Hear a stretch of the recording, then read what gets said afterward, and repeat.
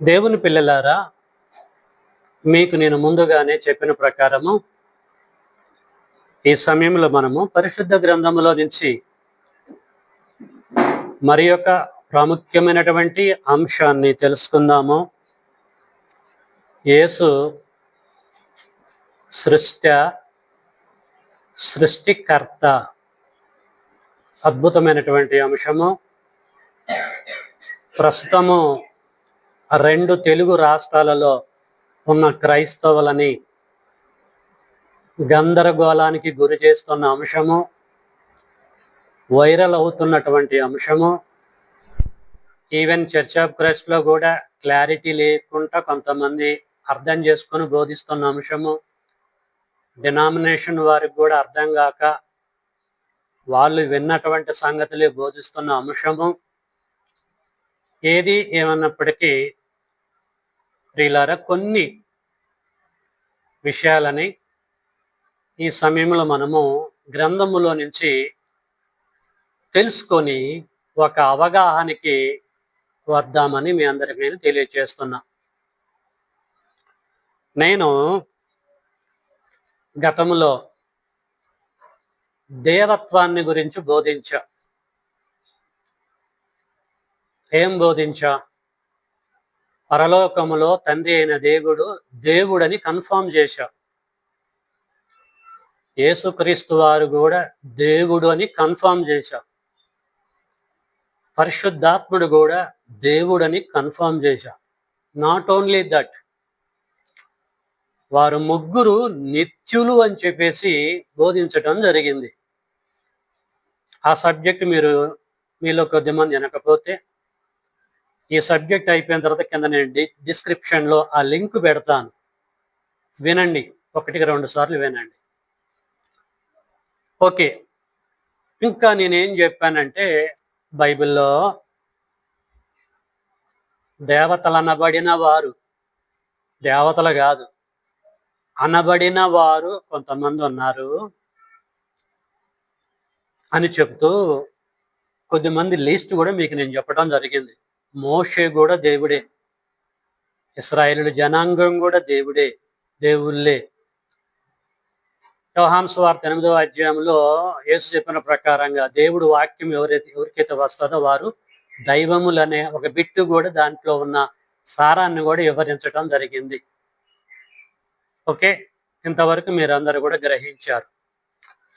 అయితే ప్రియులారా, ఈ సమయంలో నేను దేన్ని కూడా మళ్ళీ టచ్ చేయకుండా, టైం వేస్ట్ కదా, ఇప్పుడు మీకు అందించే విషయం ఏంటంటే యేసుక్రీస్తు వారి గురించి. యేసుక్రీస్తు వారి గురించి ఏంటిది? ఆయన సృష్టికర్త. సృష్టి అంటే సృజింపబడ్డవాడు, కలగజేయబడ్డవాడు, తయారు చేయబడ్డవాడు, పుట్టినవాడు, నిర్మింపబడ్డవాడు అని సృష్టికి రకరకాల పర్యాయ పదాలు ఉన్నాయి. తెలుగు డిక్షనరీ ఒకసారి మనము జాగ్రత్తగా పరిశీలిస్తే అర్థమవుతుంది. కాబట్టి యేసు మరి లేదు, సృష్టికర్త. సృష్టికర్త అంటే అర్థం ఏంటిది? సృష్టిని ఎవరైతే కలగజేస్తారో, యజమానుడు, కర్త, హెడ్, బాస్, లేకపోతే వన్ ఆఫ్ ది బాస్, అతను యేసుక్రీస్తు అన్న సంగతి మనము జాగ్రత్తగా పరిశీలన చేద్దాం. ఒక్కొక్కరు ఒక్కొక్క రకంగా బోధిస్తూ ఉంటున్నారు. ఎవరి వర్షను వారు చెప్పి కరెక్ట్ అని వాళ్ళు అనుకుంటున్నారు. ఎవరికి వారే కరెక్ట్ అంటున్నారు. చూద్దాం. ఈ సమయంలో దేవుడు మనకు కూడా జ్ఞానం ఇచ్చాడు, గ్రంథం ముందు పెట్టాడు. కొన్నిటిని మనం పరిశీలన చేద్దాము అతన్ని గూర్చి. ఎందుకంటే యేసే అన్నాడు మొదటి శతాబ్దంలో శిష్యులతోటి, నా గురించి జనులు ఏమనుకొనుచున్నారు? అసలు ఏమనుకొనుచున్నారు? క్వశ్చన్ మార్క్ పెట్టాడు. అంటే అప్పటి నుంచి ఇప్పటి వరకు అనుకుంటూనే ఉంటున్నారు. అనుకునేటోళ్ళు రకరకాలుగా అనుకుంటూ ఉంటున్నారు. కాబట్టి ఈ యొక్క సబ్జెక్ట్ చెప్పవలసిన పరిస్థితి ఏర్పడ్డది. రైట్. ప్రియులారా, సబ్జెక్ట్లోకి వెళ్తున్నా నేను. జాగ్రత్తగా మీరు వినండి. యేసు సృష్టే అని నమ్మేవారు ఉన్నారు. అంటే పుట్టినవాడే, సృజింపబడ్డవారే అని నమ్మేటువంటి వారు ఉన్నారు. ఈవెన్ చర్చ్ ఆఫ్ క్రైస్ట్ మత శాఖల్లో కూడా.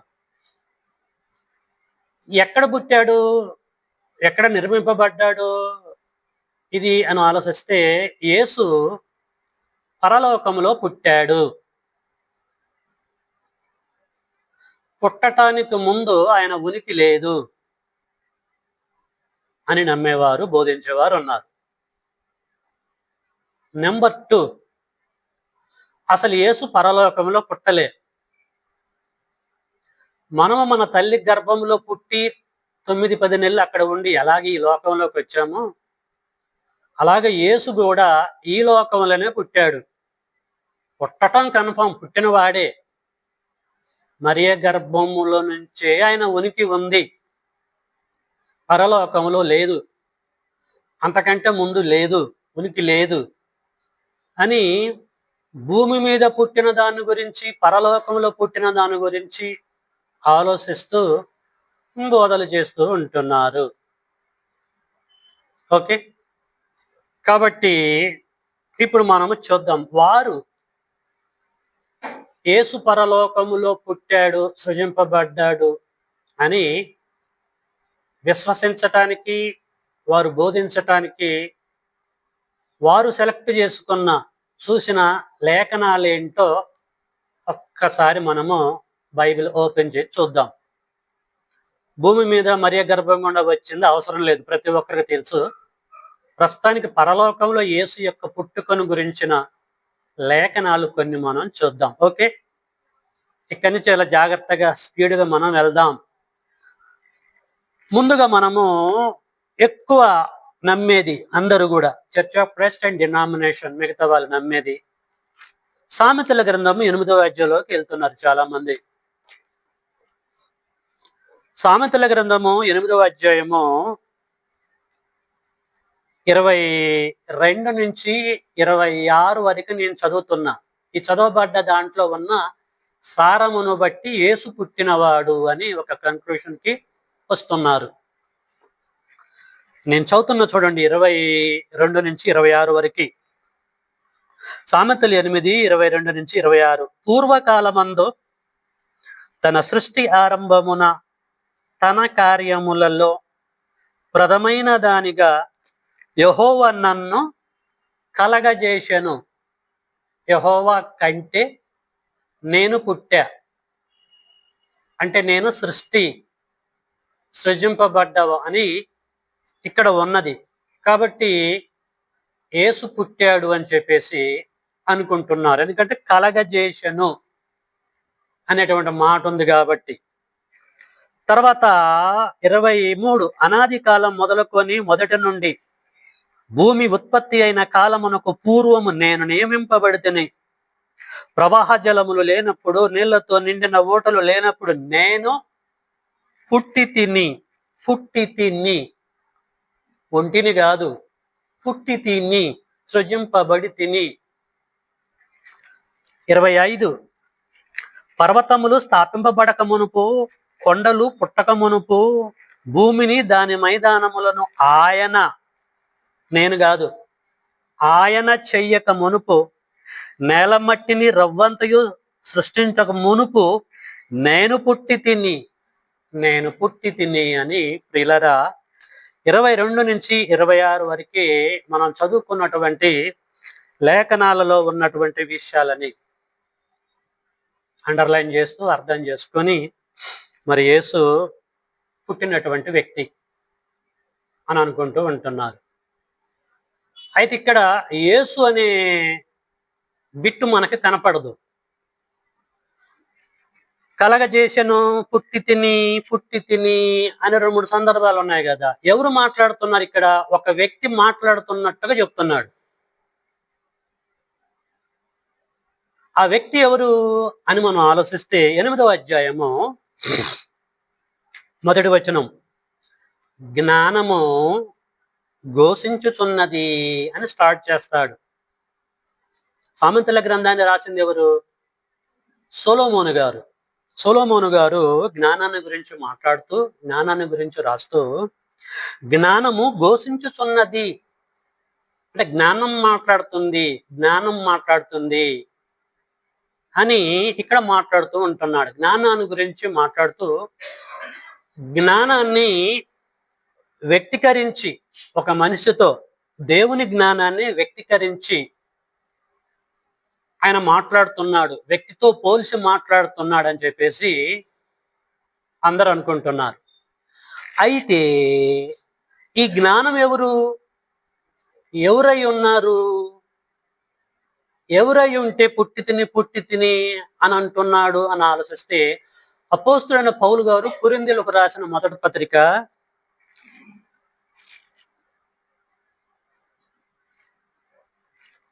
1వ అధ్యాయము 24 మనము అక్కడ చదవగలిగితే, అక్కడ ఒక అద్భుతమైనటువంటి విషయము రాయబడ్డది. 1:24 ఆయన అంటే యేసు యూదులకు ఆటంకంగాను అన్యజనులకు వెర్రితనంగాను ఉన్నాడు గాని యూదులకేమి గ్రీకు దేశస్థులకేమి పిలువబడిన వారికి క్రీస్తు దేవుని శక్తియు దేవుని జ్ఞానమై ఉన్నాడు. క్రీస్తు ఎవరై ఉన్నారట అండి? దేవుని శక్తి, దేవుని యొక్క జ్ఞానమై ఉన్నాడు. కాబట్టి సామెతల గ్రంథం 8వ అధ్యాయం మొదట్లో చెప్పబడిన ఆ జ్ఞానం ఎవరంటే యేసుక్రీస్తుల వారే. కాబట్టి యేసుక్రీస్తుల వారే మాట్లాడుతూ ఆయన నన్ను కలగజేసెను, నేను పుట్టి తిని అని చెప్పేసి యేసు అంటున్నాడని ఒక కన్క్లూషన్కి వస్తున్నారు దేవుని పిల్లలారా. అయితే యేసు ఎక్కడ పుట్టాడట? పరలోకములో పుట్టాడట. దేవుడు సృష్టిని కలగజేయటానికి ముందే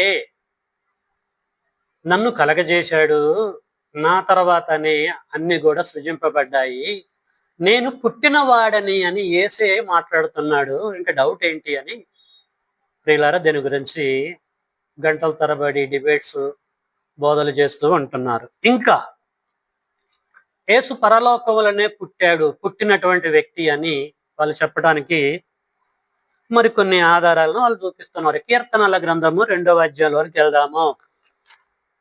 అందరు తీయాలండి. సత్యాన్వేషకులకి విషయాలన్నీ కూడా అర్థమైతే, మీ మనసులు ఎక్కడికో పెట్టేసి ఏదేదో ఆలోచిస్తే అద్భుతమైన సబ్జెక్ట్ మీకు అర్థం కాదు.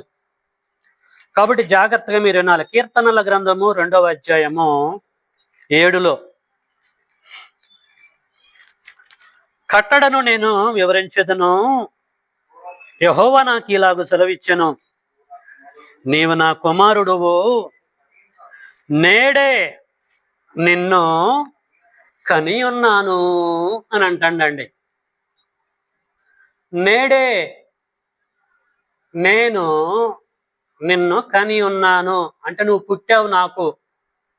ఎట్లా పుట్టావు? ఎట్లా సృజింపబడ్డావు అంటే నేను కంటే నీవు పుట్టావు. అర్థమవుతుందా? దేవుడు చెప్పుతున్న సందర్భాన్ని ఇక్కడ కీర్తనాకారుడు రికార్డ్ చేశాడు. అంటే యేసుక్రీస్తు వారిని గూర్చి తండ్రైన దేవుడు చెప్తున్నాడు, నేడే నిన్ను కని ఉన్నాను. సో ఎక్కడ కన్నాడు అంటే పరలోకములో తండ్రి అయిన దేవుడు యేసుని కన్నాడు. కాబట్టి యేసు సృష్టే కానీ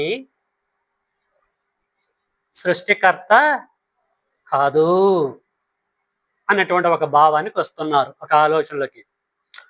ఇంకా వీళ్ళు ఆలోచించేది ఏంటిది?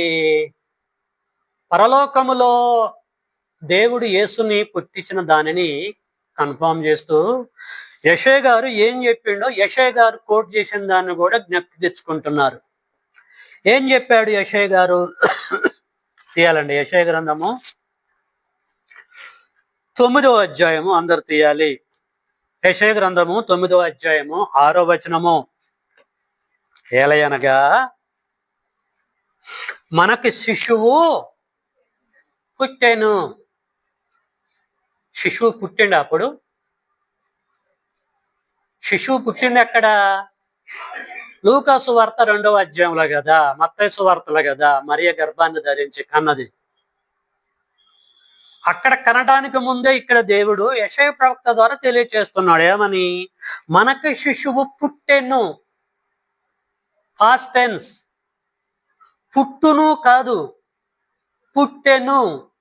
యేసు పుట్టెను. ఎక్కడ పుట్టెను?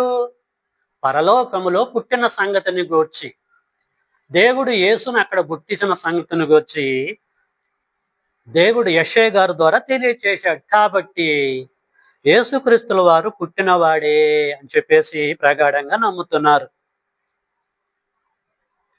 సో ఇప్పుడు డైరెక్ట్ గా మనం యేసు దగ్గరికి వెళ్ళి ఆలోచిస్తే, పిలాతు దగ్గర యేసు ఏం చెప్పాడు? పిలాతును ముందు నిలబడి పిలాతు అంటాడు, నువ్వు రాజువా? ఏం మాట్లాడుతున్నావు? నువ్వు రాజు రాజు అని చెప్పేసి వాళ్ళు అంటున్నారు, ఏంటి కథ? ఒకసారి చెప్పు అని చెప్పేసి పిలాతు అన్నప్పుడు పిలాతు దగ్గర మరి యేసు ఏ సమాధానం చెప్పాడో ప్రియులారా మనము ఒక్కసారి అక్కడికి వెళ్ళి మనం చూద్దాం. యోహాను సువార్త 18వ అధ్యాయంలోకి వెళ్దాము. యోహాను సువార్త 18వ అధ్యాయము 38వ వచనము, 37, 38. ఏమండి చదువుతున్నా చూడండి. అందుకు పిలాతు, నువ్వు రాజువా అని ఆయనను అడగగా, యేసుని అడగగా, యేసు నువ్వన్నట్లే నేను రాజునే, సత్యమును గూర్చి సాక్ష్యం ఇచ్చుటకు నేను పుట్టి తిని. ఏమంటాడండి యేసు? నేను పుట్టి తిని. దేవుడు పుడతాడా? ఏమా అర్థమవుతుందా మీకు? దేవుడు పుడతాడా? పుట్టడు. మరి ఇక్కడ యేసు ఏమంటున్నాడు? సత్యమును గూర్చి సాక్ష్యం ఇచ్చుటకు నేను పుట్టి తిని, ఇందు నిమిత్తమే ఈ లోకమునకు వచ్చి తిని. పుట్టి తిని ఈ లోకానికి వచ్చి తిని, ఉంటిని ఈ లోకానికి వచ్చి తిని అంటలే, పుట్టి తిని. For your kind information. అయితే ఎక్కడ పుట్టాడు? ఎక్కడ పుట్టాడండి? ఇక్కడ సందర్భం చాలా జాగ్రత్తగా ఆలోచిస్తే పిలాతుకి ఇతను బయోడేటా చెప్తున్నాడు. నేను నా గ్రామంలో పుట్టినాను, నా తల్లి గర్భంలో పుట్టి అక్కడి నుంచి వచ్చాను, మామూలు వ్యక్తిని కదా నేను కూడా ఇశ్రాయేలీలోనే చెప్తున్నటువంటి కాన్సెప్ట్. సో కొద్దిమంది దీన్ని లోక సంబంధంగా అనుకుంటున్నారు. మరి ఏ గర్భంలో పుట్టి లోకానికి వచ్చిన సంగతి గురించి మాట్లాడుతున్నాడు కొంతమంది అంటే, మరికొద్ది మంది కాదు, పుట్టి తిని వచ్చి తిని అంటే పరలోకంలో పుట్టారు, పరలోకంలో పుట్టి పరమ తండ్రి పంపిస్తే వచ్చాడు అన్న సంగతి చెప్తున్నాడని అర్థం చేసుకుంటున్నారు. టోటల్ కాన్సెప్ట్ ఏంటి? యేసుక్రీస్తుల వారు సృష్టి కానీ సృష్టికర్త కాదు. కన్క్లూషన్కి వస్తుంది అన్నమాట ప్రపంచ క్రైస్తవ్యం అంతా. ఇదే విషయాన్ని హెబ్రీలకు పౌలు గారు పత్రిక రాస్తూ మొదటి అధ్యాయంలో ఏం చెప్పిండో మనం ఒక్కసారి హెబ్రీ పత్రికలోకి వెళ్దాము. హెబ్రీ పత్రిక మొదటి అధ్యాయము 5వ వచనము. అపోస్తుడైన పౌలు హెబ్రీలకు రాసిన పత్రిక మొదటి అధ్యాయము 5వ వచనం కానీ చదువుతున్నా. ఏలయనగా నీవు నా కుమారుడివి. యేసు నువ్వెవరు అనుకుంటున్నావు తెలుసా? నీవు నా కుమారుడివి, నేను నేడు నిన్ను కనియున్నాను అనియు, ఇదియుగాక నేను ఆయనకు తండ్రినై ఉండును, ఆయన నాకు కుమారుడై ఉండును అనియు ఆ దూతలలో ఎవరితోనైనాను ఎప్పుడైనాను చెప్పానా? చెప్పలే. మరి ఎవరి గురించి చెప్పిండు? యేసుతోటే చెప్పాడు. ఏమని? నేను నేడు నిన్ను కని ఉన్నాను. ఇక్కడ పౌలు గారు ఎక్కడ లేఖనాన్ని కోట్ చేస్తున్నాడు?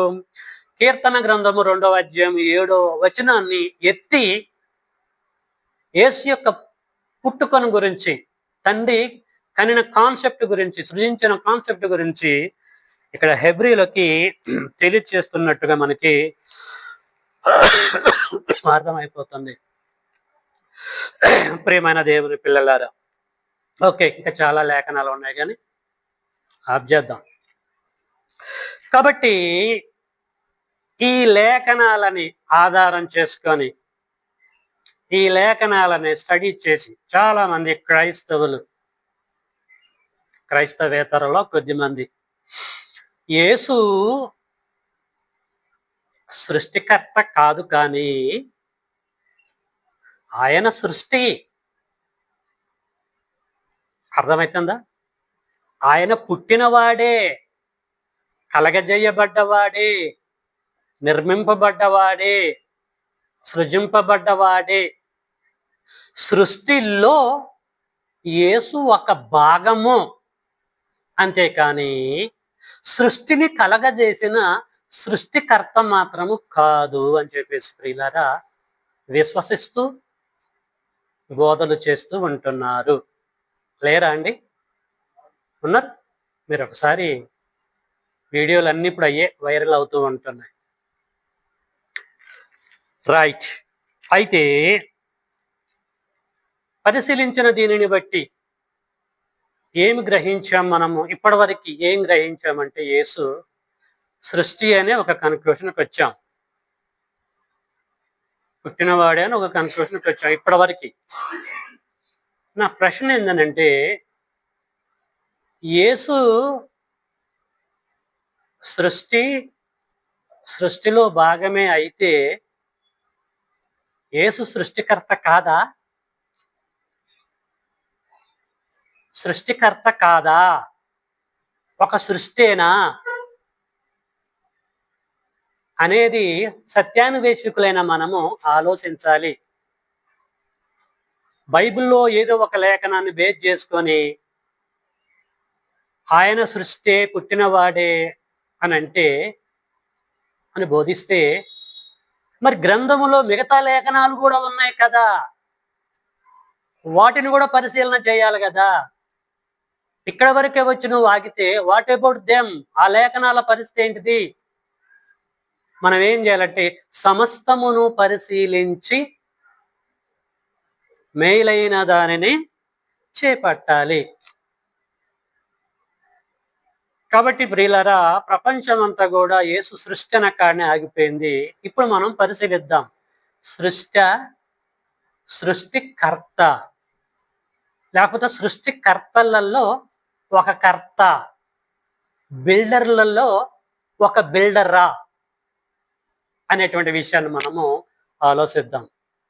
ఎన్ని కూడా మనకి తెలియాలంటే, ఎన్ని కూడా మనం గ్రహించాలంటే గ్రంథమును పైన చదివితే మనకి అర్థం కాదు.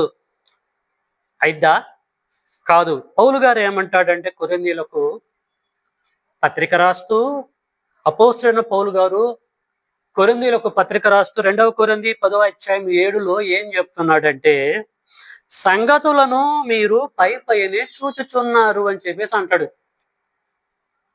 బైబిల్ చదివేటప్పుడు దేవుని సంగతులు పైనే చూస్తే, యేసు సంగతులు పైన చూస్తే అర్థం కావు. మరి అర్థం కావాలంటే ఏం చేయాలి మనము?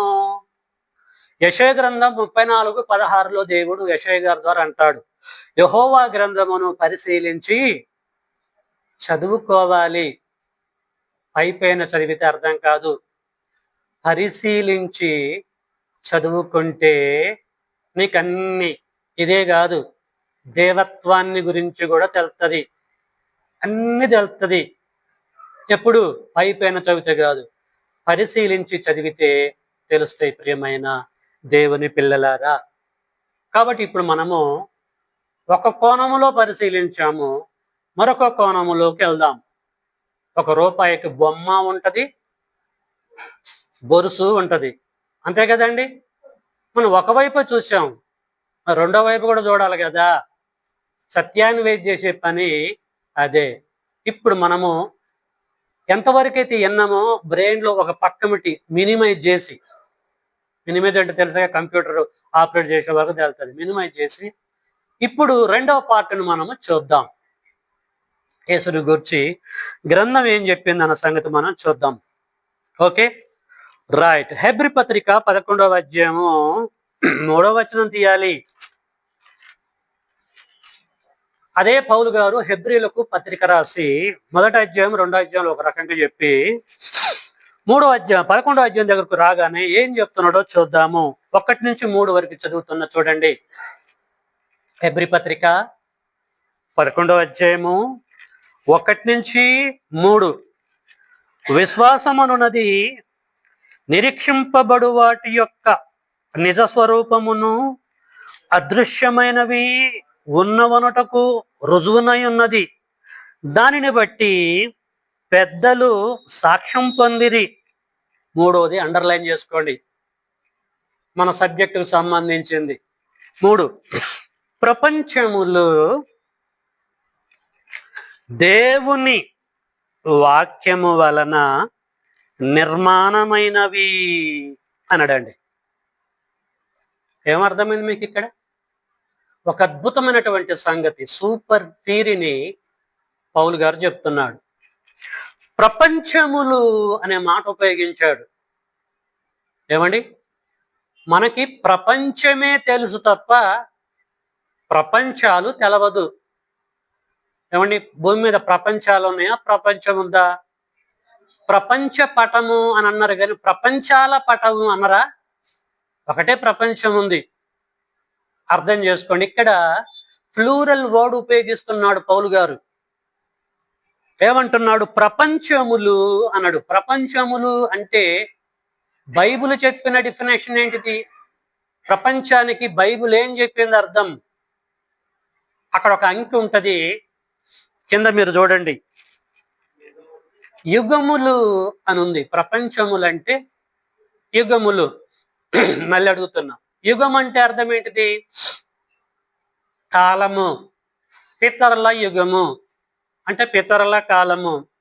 మోషే యుగము, మోషే కాలము. క్రైస్తవ యుగము, క్రైస్తవ కాలం. అర్థమవుతుందండి? ప్రపంచములన్నా యుగములన్నా కాలమన్నా ఒకటే. ఓకే, ఇక్కడ అంటున్నాడు పౌలు గారు. ఏమంటున్నాడు? ప్రపంచములు అంటే కాలాలు. కాలాల కాన్సెప్టే చెప్తున్నాడు. ఇంకా తర్వాత చాలా ఉన్నాయి. ఈ కాలాలు ఎట పుట్టినాయట? దేవుని వాక్యము వలన పుట్టినవి. దేవుడు, దేవుని వాక్యం ఉంది, దేవుని వాక్యము వలన పుట్టినవి. వాక్యము వలన పుట్టినవి ప్రపంచములు. ప్రపంచములకి సృష్టికర్త ఎవరు? వాక్యం, దేవుని వాక్యం. అంటే ప్రపంచముల యొక్క సృష్టికర్త వాక్యం అని అర్థం కావటం లేదా? అర్థం చేసుకోవాలా. ఇక్కడికి వచ్చేసరికి వాక్యము సృష్టికర్త, కాలములకు సృష్టికర్త అని అర్థమవుతుంది. ఓకే, ఈ వాక్యం ఎవరు మరి? దేవుని వాక్యము అని ఎవరికి ఉంది పేరు? ప్రకటన గ్రంథము 19వ అధ్యాయం తీయండి. ప్రకటన గ్రంథము 19వ అధ్యాయము 13వ వచనము. రక్తములో ముంచబడిన వస్త్రము ఆయన ధరించుకొని ఉండెను, మరియు దేవుని వాక్యము. చూసారండి, ఇక్కడ కనెక్ట్ అయింది. మళ్ళీ అక్కడ దేవుడు వాక్యం అనుకున్నాం, ఇక్కడ దేవుడు వాక్యం వచ్చింది. దేవుని వాక్యము అను నామము ఆయనకు, ఎవరికి? యేసుకి పెట్టబడి ఉన్నది. యేసుకి దేవుని వాక్యం అని పెట్టబడి ఉన్నది. యేసుకి ప్రియులారా, బైబిల్లో చాలా పేర్లు ఉన్నాయి. పేర్లన్నీ చెప్తే లెంత్ ఎక్కువైపోయింది, మీ అందరికీ తెలుసు. ఆయనకున్నటువంటి పేర్లలో, పర్యాయ పదాలలో దేవుని వాక్యం అనే పేరు కూడా ఆయనకి ఉన్నది. సో దాన్ని దృష్టిలో పెట్టుకుని అంటున్నాడు హెబ్రీ పత్రిక 11:3 ప్రపంచములో దేవుని వాక్యము వలన పుట్టినయి, అంటే వాక్యముగా పిలువబడుతున్న క్రీస్తు సృష్టికర్తగా, యజమానుడుగా, బిల్డరుగా, గొప్ప పర్సన్ గా మనకు అర్థమవుతుంది. యేసు ద్వారా ఈ కాలాలు పుట్టాయి అని చెప్పేసి అంటున్నాడు. యేసు ద్వారా ఒక కాలమే పుట్టిందా అని మనం ఆలోచిస్తే, ప్రకటన గ్రంథాన్ని రాసింది ఎవరు? యోహాను గారు. ఆ యోహాను గారు చాలా పుస్తకాలు రాశాడు, అందులో యోహాను సువార్త కూడా రాశాడు. యోహాను సువార్త రాస్తూ మొదటి అధ్యాయంలో ఏం చెప్పిండో అక్కడికి వెళ్ళి మనం చూద్దాం దేవుడు వాక్యాన్ని గురించి. యోహాను సువార్త మొదటి అధ్యాయము 1-2 నేను చదువుతున్నా చూడండి. యోహాను సువార్త మొదటి అధ్యాయం 1-2. ఆదియందు వాక్యము ఉండెను. ఏమండి? ఉండెనా పుట్టెనా?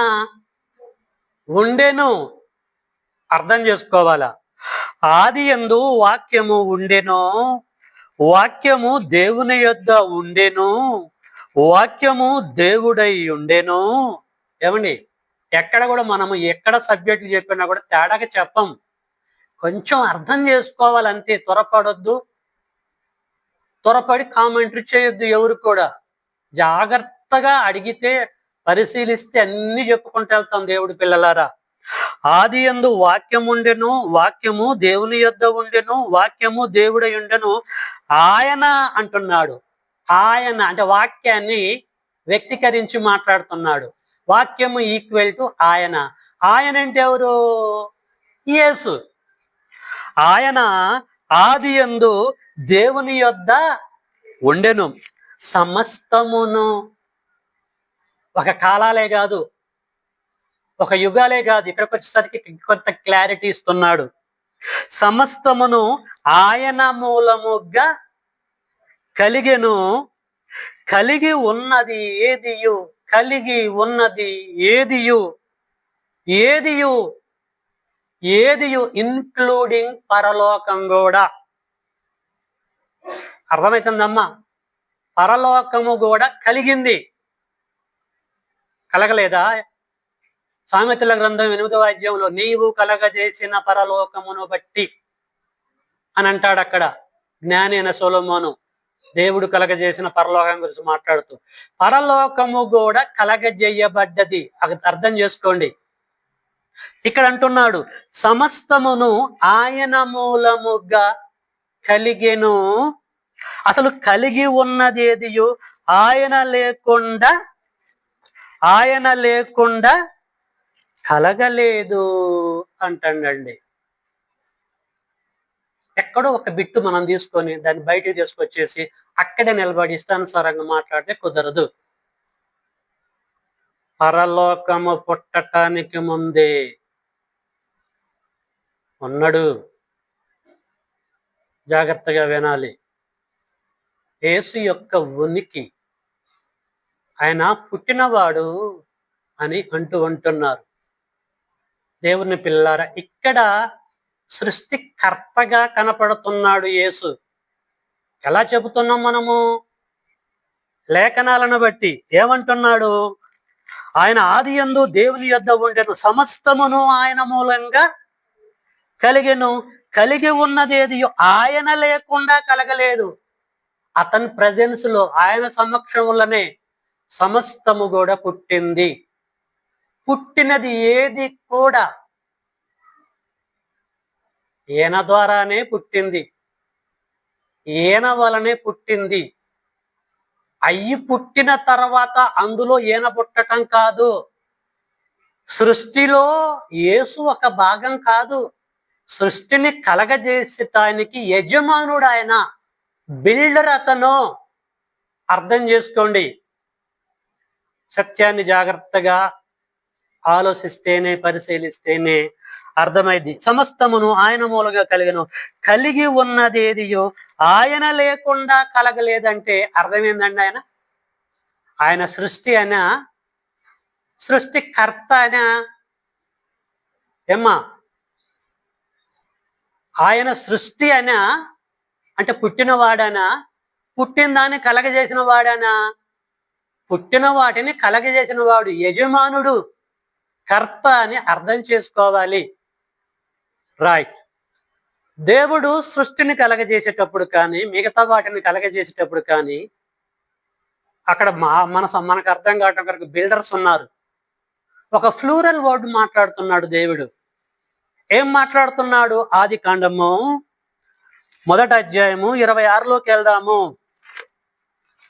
ఆది కాండము 1వ అధ్యాయం 26లో మానవ జాతిని పుట్టించటానికి ముందు దేవుడు ఏం చెప్తున్నాడు, ఏం మాట్లాడుతున్నాడు, ఏమని డిస్కస్ చేస్తున్నాడు కోవర్కర్స్ తోటి అంటే బిల్డర్స్, మన భాషలో చెప్పాలంటే 1:26 దేవుడు మన స్వరూపమందు మన పోలిక చొప్పున నరులను చేతనన్నడా చేయుద్దము అన్నడా? ఇక్కడ ఎవరున్నారు తెలుసా? చాలా మంది దేవుడు ఎవరితో డిస్కస్ చేస్తాడంటే కోట్ల కొలదిగా ఉన్న దేవదూతల సభ ఏర్పాటు చేసి దూతలతో మాట్లాడుతున్నాడు అని కామెంట్స్ అని బోధలు చేస్తున్నారు. కానీ ఇక్కడ తండ్రి ఉన్నాడు, యేసుక్రీస్తు వారు ఉన్నారు, పరిశుద్ధాత్ముడు ఉన్నారు. జాగ్రత్తగా మీరు వినాలి. సృష్టిని కలగజేయటానికి ముందుగా, మానవ జాతి ఉద్భవించటానికి ముందుగానే ఏమంటున్నారు? నేను కలగజేస్తానడా, కలగ చేయుదము, కలిసి సృష్టిని కలగజేద్దామన్నరా? కలిసి బిల్డర్స్ మనము కలిస్తేనే వర్క్ అయిద్ది అన్నట్టుగా మాట్లాడుతున్న దాన్ని బట్టి అర్థం కావట్లేదండి. కాబట్టి కలగజేసినటువంటి వారిలో, సృష్టిని పుట్టించినటువంటి వారిలో, సృష్టిని కలగజేసిన వారిలో యేసు ఒకడు. అంతేగాని సృష్టిలో యేసు కాదు. ఓకే, అర్థమైందిగా? జాగ్రత్తగా పరిశీలించాలి దేవుని పిల్లలారా. సృష్టిలో యేసు ఒకడు కాదు, సృష్టిని కలగజేసిన వారిలో, బిల్డర్స్లలో ఒకడు ఆయన. తండ్రితో పాటు, కుమారుడితో పాటు, పరిశుద్ధాత్ముడితో పాటు వీళ్ళు కలిసి సమస్తాన్ని కలగజేశారు. అంటే మీరు ఆలోచించండి, యేసు ఉనికి ఎప్పటి నుంచి ఉంది? పరలోకం పుట్టిన తర్వాత నుంచి ఉందా, మరియ గర్భం నుంచి ఉందా? మీరే అర్థం చేసుకోండి. అసలు పరలోకం పుట్టడానికి ముందే ఆయన ఉన్నాడు అని ఎలా మనం చెప్తున్నామంటే, కలిగి ఉన్నది ఏదియో ఆయన లేకుండా కలగలేదంటే ఆయన ఉనికి పరలోకానికంటే ముందే ఉంది. ఎంత డీఫ్గా పరిశీలించాలంటే బుర్ర దగ్గర పెట్టుకొని దేవుడి పిల్లలారా పరిశీలించాలి. కాబట్టి ప్రియులారా, యేసుక్రీస్తుల వారు సృష్టి కాదు కానీ సృష్టికర్తలలో ఒక కర్త అని అర్థమవుతూ ఉంటుంది. దీన్ని పౌలు గారు ఇంకా క్లారిటీగా ఏం చెప్పాడు చూద్దాం. కొలసి పత్రిక 1వ అధ్యాయంలోకి వెళ్దాము. కొలసీలకు రాసిన పత్రిక అపోస్తుడైన పౌలు గారు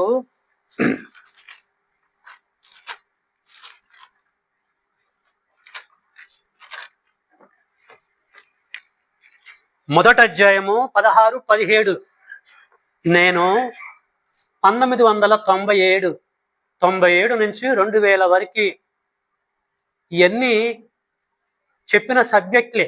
కానీ 1-2 బిట్లలో నేను కూడా కన్ఫ్యూజ్ అయిపోయి అక్కడక్కడ నేను మిస్టేక్ చేసిన సందర్భాలు ఉన్నాయి. నేను కూడా అని కాలాన్ని బట్టి జాగ్రత్తగా ఆలోచించి అర్థం చేసుకొని ఇప్పుడు చెప్పవలసిన పరిస్థితులు ఏర్పడుతున్నాయి. ప్రియులారా, మనం పర్ఫెక్ట్ కాదు, నేను పర్ఫెక్ట్ కాదు. పర్ఫెక్ట్ కావటానికి ప్రయత్నాలు చేస్తున్నాం. మనం సిచ్యువేషన్ బట్టి అన్ని కూడా జాగ్రత్తగా పరిశీలించుకుంటూ వెళ్ళాలి. ఓకే, కొలసి పత్రిక 1వ అధ్యాయము 16, 17లో ఇక్కడ 15 కానించి నేను చదువుతున్నా చూడండి. పౌలు గారు కొలసీలో ఉన్న క్రీస్తు సంఘమునకు పత్రిక రాస్తూ ఏమంటున్నాడో చూద్దాం. కొలసి పత్రిక 1వ అధ్యాయము 15 నుంచి 17 వరకు చదువుతున్నా. ఆయన అదృశ్య దేవుని స్వరూపివై సర్వ సృష్టికి ఆది సంభూతుడై ఉన్నాడు. సర్వ సృష్టికి ఆది సంభూతుడు. ఇక్కడ కూడా చాలా మంది ఆది సంభూతుడు అంటే అసలు దీని అర్థం ఏంటిది అనేది పక్కకు పెట్టేశారు. అర్థమైతుందా అండి? సృష్టి పుట్టడానికి ముందే యేసు పుట్టాడు పరలోకములో అని అక్కడ ఆ బిట్టు తీసుకుంటారు. ఇక్కడ అసలు ఆది సంభూతుడు అంటే పౌలు గారి మదిలో ఉన్న అర్థం ఏంటిది? దేనికి ఆది సంభూతుడు? ఇక్కడ సందర్భంలో యేసు సర్వ సృష్టికి అన్నాడు. సర్వ సృష్టి అంటే ఏంటి? పంచభూతాల లేకపోతే అసలు ఏంటి? డెప్త్గా ఆలోచించిన వారికి అర్థమైద్ది. సర్వ సృష్టికి ఆది సంభూతుడు యేసు అని చెప్పేసి పౌలు అంటున్నాడు. ఇది ఒక అద్భుతమైన సబ్జెక్టు, తర్వాత నేను చెప్తాను. ఇంకేమంటున్నాడు? 16 ఏలయనగా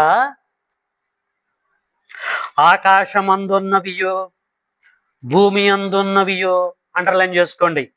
దృశ్యమైనవి కానీ అదృశ్యమైనవి కానీ అవి సింహాసనములైనను ప్రభుత్వములైనను ప్రధానులైనను అధికారములైనను సర్వమును అండర్లైన్ చేసుకో, పెన్ను తీసుకుని అండర్లైన్ చేసుకోండి. సర్వమును, ఇక ఏ ఒక్కడు కూడా వదిలిపెట్టడానికి ఛాన్స్ లేదు. సర్వమును ఆయన యందు, ఆయన యేసు, సర్వమును ఆయన యందు సృజింపబడెను. ఇప్పుడు మీరు చెప్పండి, యేసు సృష్టికర్త, సృష్టి కర్త వల్ల కార్యం జరిగింది, యజమానుడు వల్ల పుట్టింది ఒకటి. నువ్వు ఒకవైపే చూస్తేలాగా, ఒకవైపే చూడకు, రెండో వైపు కూడా చూడంటాడుగా ఎవడో ఒకడు. అటు ఆలోచించాల దేవుడి పిల్లలారా. బైబిల్ పట్టుకొని రావటం కాదు, దేవుడి సన్నిధికి జాగ్రత్తగా పరిశీలించాలి. సర్వమును ఆయన యందు సృజింపబడను, సర్వమును ఆయన ద్వారాను ఆయనను బట్టి సృజింపబడను. ఏమండి, ఈ మాటల్లో ఎంత గ్రోత్, ఎంత డెప్త్ ఉంది తెలుసా అండి?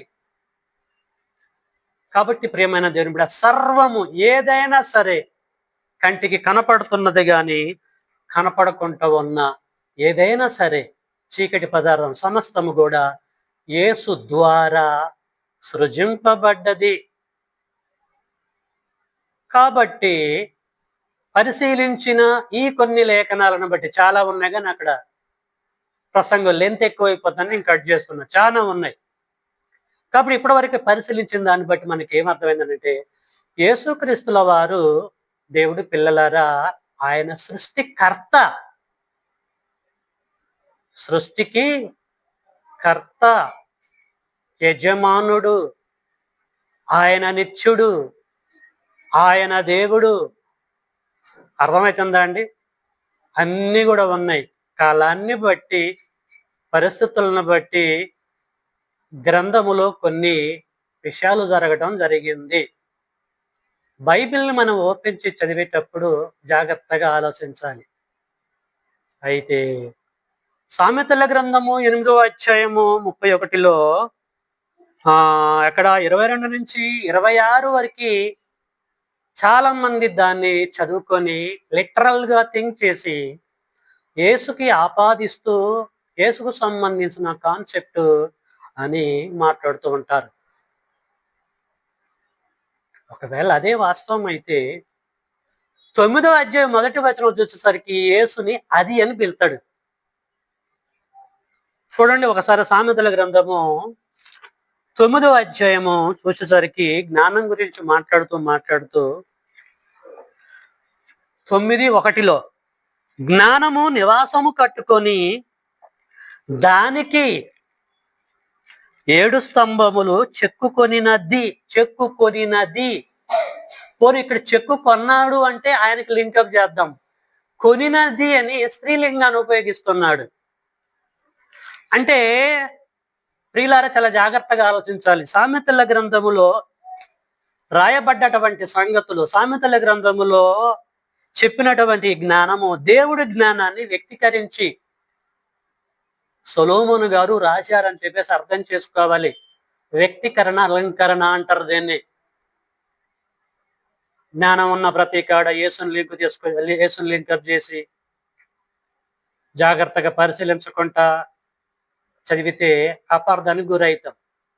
ఇంకా ఇక్కడ మనము 34:8-34 అనుదినము నా గడప యొద్ద కనిపెట్టుకొని, నా ద్వార బంధముల యొద్ద కాసుకొని, నా ఉపదేశము వినువారు ధన్యులు, స్వయంతో నన్ను కనుగొనువాడు జీవమును కనుగొను ఉంది. కాబట్టి యేసుక్రీస్తుల వారి యోహాను సువార్త 15:14 ద్వారము నేనే, గొర్రెల దొడ్డిని నేనే అని అన్నాడు కనుక దాన్ని తీసుకొని దీనికి లింక్ చేస్తామంటారు.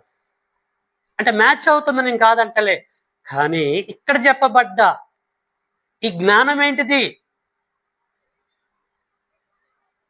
అనేది కూడా చాలా జాగ్రత్తగా ఆలోచిస్తేనే దేవుని పిల్లలారా విషయాలన్నీ కూడా అర్థమవుతాయి. ఓకే, సామెతల గ్రంథము 8వ అధ్యాయంలో చెప్పబడ్డ ఆ జ్ఞానం ఏంటిది, అసలు ఒరిజినల్ గా దాని అర్థం ఏంటిది అనేది నేను రానున్న దినాల్లో చెప్తాను. నేను దేవుడు దేని దృష్టిలో పెట్టుకొని చెప్తున్నాడు, ఈ జ్ఞానము ఏమండి లోక జ్ఞానం కాదు, యేసుకు సంబంధించిన జ్ఞానం. సరిపోవచ్చు, కానీ ఇది దేవుడి జ్ఞానం. ఇది దేవునిలో ఉన్న జ్ఞానాన్ని గురించి ఇక్కడ ఆ జ్ఞానాన్ని వ్యక్తీకరించి దేవుడు సొలొమోను గారి ద్వారా మాట్లాడుతూ ఉంటున్నాడు. ఈ కాన్సెప్ట్, ఈ జ్ఞానం అనే కాన్సెప్ట్ జాగ్రత్తగా పరిశీలించుకుంటూ వస్తే అర్థమైద్ది. కాబట్టి ఇప్పటివరకు పరిశీలించిన దానిని బట్టి 2 భాగాలలో మనకేం అర్థమైందనంటే, ఫస్ట్ పార్ట్ లో యేసు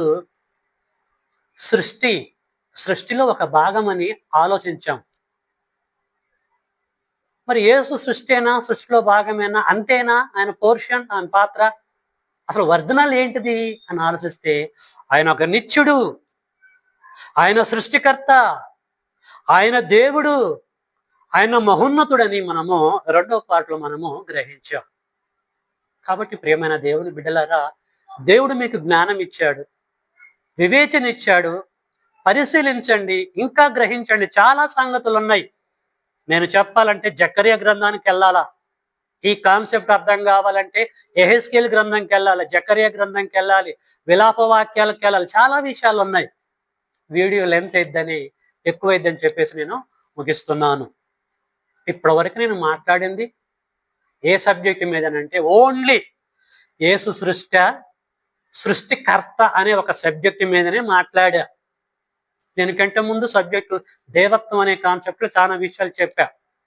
సిచ్యువేషన్ బట్టి రానున్న దినాలకు కూడా క్రైస్తవ ప్రపంచంలో వైరల్ అవుతున్న ప్రతి సబ్జెక్టు గురించి కూడా నాకు తెలిసిన జ్ఞానం, నేను పరిశీలించి గ్రహించిన జ్ఞానాన్ని చెప్పటానికి ప్రయత్నం చేస్తా.